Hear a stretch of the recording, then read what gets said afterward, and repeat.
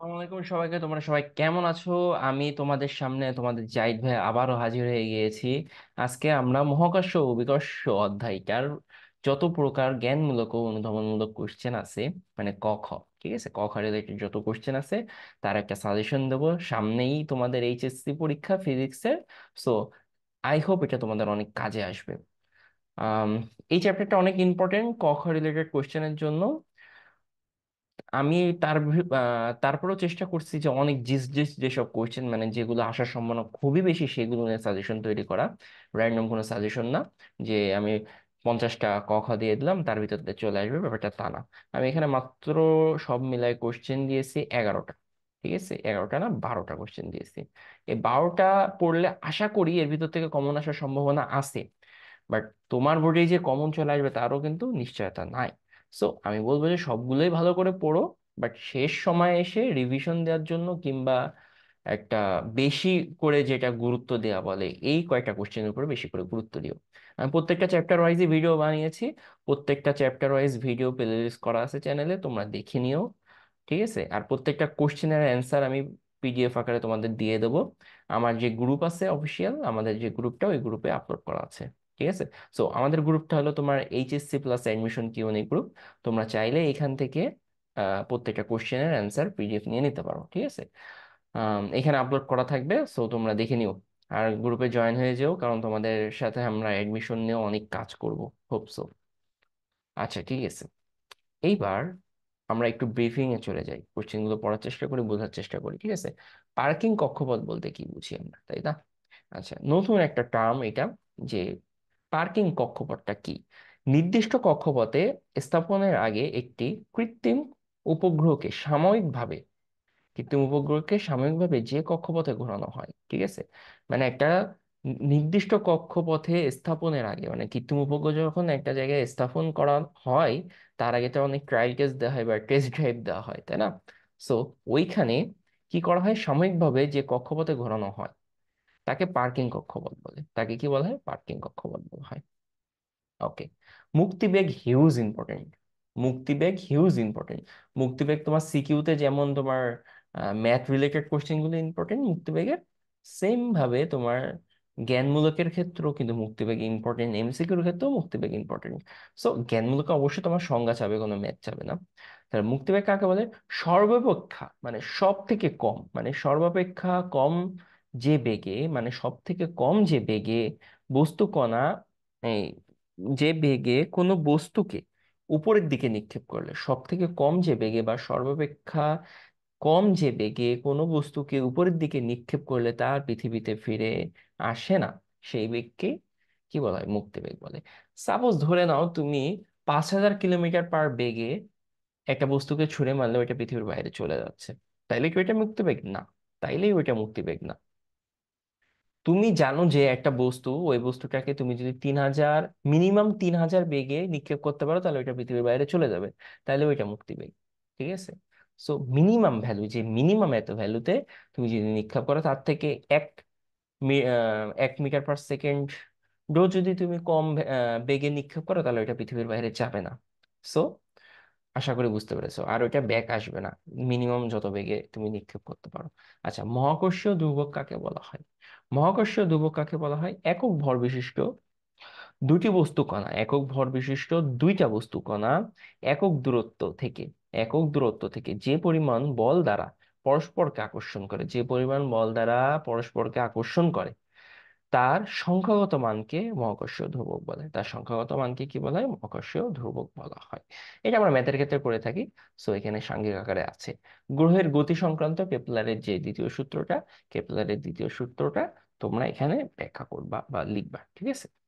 So 4 নম্বর question গেল গ্রহ সূত্র। আচ্ছা, দ্বিতীয় সূত্রটা কি? গ্রহ এবং সূর্যের সংযোগ সরলরেখা সমান সময়ে সমান ক্ষেত্রফল অতিক্রম করে, সমান সময়ে সমান ক্ষেত্রফল অতিক্রম করে। 5 নম্বর কোশ্চেন কি? মহাকর্ষ বিভব কাকে বলে? মহাকর্ষ বিভব কাকে বলে?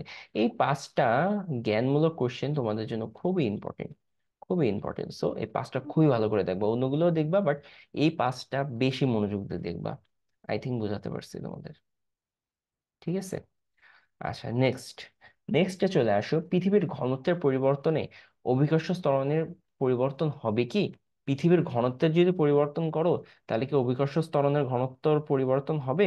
এটা তোমাকে ব্যাখ্যা করতে হবে। এটা কি পারবা? আচ্ছা, এটা দেখো একটা সূত্রের সাথে তুমি রিলেট করতে পারো, ওই যে G = 4/3। এই ছোট হাতের জি মানে মহাকর্ষ ত্বরণ জি ইকুয়ালস টু কি 4/3 বড় হাতের জি পাই আর রো।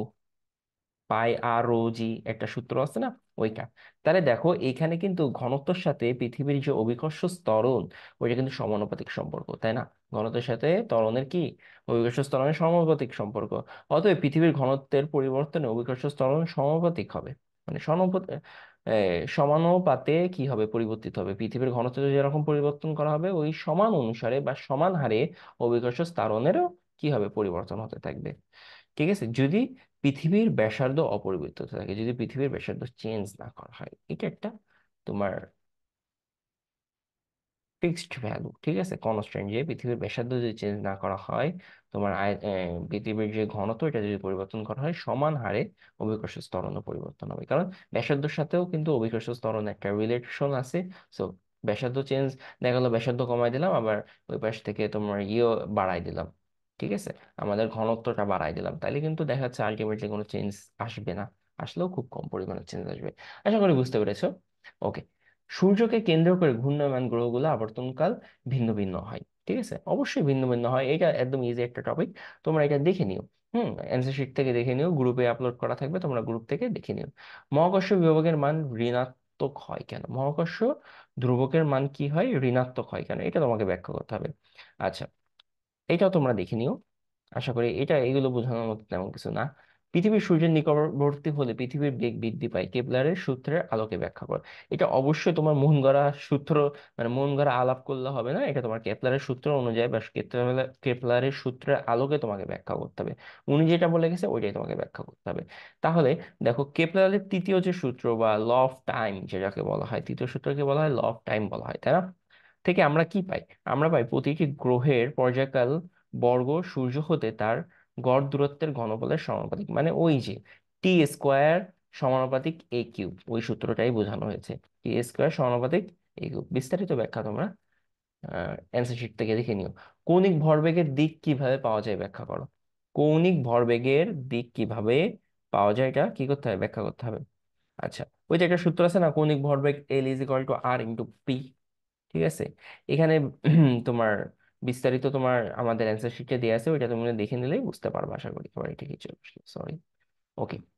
আচ্ছা, বিষুবীয় অঞ্চলে বস্তুর ওজন হ্রাস পাওয়ার কারণটা কি?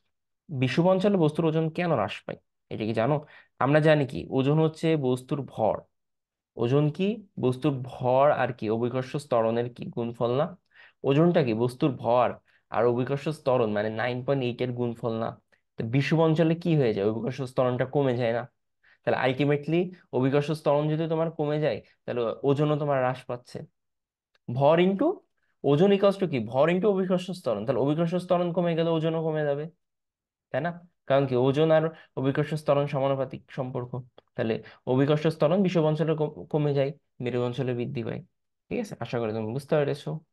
এবং লাস্ট কোশ্চেন, বৃত্তাকার পথে ঘূর্ণায়মান বস্তু কেন্দ্রমুখী বল দ্বারা কৃতকাজ শূন্য কেন? হ্যাঁ, এটা কেন? বৃত্তাকার পথে ঘূর্ণনরত বস্তুর উপর কেন্দ্রমুখী বল ক্রিয়া করে, ঠিক আছে। এক্ষেত্রে কি যে কোনো মুহূর্তে কেন্দ্রমুখী বল এফ দিকে বৃত্তাকার কেন্দ্র বরাবর প্রতিটি ক্ষুদ্র ক্ষুদ্র কণা সময়ে বস্তুটি কি হয়, স্পর্শ করে। এই জন্য অ্যাকচুয়ালি তোমার কেন্দ্রমুখী যে কৃত কাজটা ওটা জিরো হয়ে যায়, মানে আলটিমেটলি হয়েছে তোমার কেন্দ্রমুখী বলটা কাজ করে কিন্তু 90 ডিগ্রি বরাবর, সরণ আর তোমার দিকের দিকে কত ডিগ্রি বরাবর কাজ করে, বল এবং সরণ 90 ডিগ্রি বরাবর কাজ করে। কোনো বৃত্তাকার পথে কেন্দ্রমুখী বল এবং সরণ কি হয়, 90 ডিগ্রি বরাবর কাজ করে। আর আমরা জানি কাজ W = F(s)cos θ, তাহলে থেটার মান যদি 90 ডিগ্রি হয়, আলটিমেটলি কাজটা কিন্তু শূন্য হয়। আশা করি বুঝতে পেরেছো। এই সেম কোশ্চেন আমরা তোমার নিউটন বলবিদ্যা কিংবা কাজ ক্ষমতা শক্তি, হ্যাঁ কাজ ক্ষমতা শক্তি মেবি ওইখানেও আলোচনা করছি। সো আজকের ক্লাস এই পর্যন্তই ছিল, আশা করি তোমাদের ভালো লেগেছে। আর হ্যাঁ, প্রত্যেকটা কোশ্চেন আমি তো জাস্ট তোমাদের ব্রিফ করলাম, আমি কিন্তু সেভাবে অ্যান্সার গুলো বলি নাই। জাস্ট তোমাদের বোঝানোর জন্য প্রত্যেকটা কোশ্চেনের অ্যান্সার সুন্দরভাবে টাইপ করে আমাদের PDF বানায় আমাদের গ্রুপে আপলোড করা আছে। সো তোমরা এই গ্রুপ থেকে কোশ্চেন গুলোর অ্যান্সার দেখে নিও। ওকে, ডাউনলোড করে নিও PDF এর তোমার একটা ড্রাইভে আপলোড দিয়ে আছে, তোমরা দেখে নিও। সো তোমরা এই গ্রুপে ঢুকে জয়েন হয়ে যাও, অ্যাডমিশনও তোমাদের অনেক হেল্প হবে আশা করি। আজ সবাইকে আল্লাহ হাফেজ। আজকে ক্লাস এই পর্যন্তই ছিল।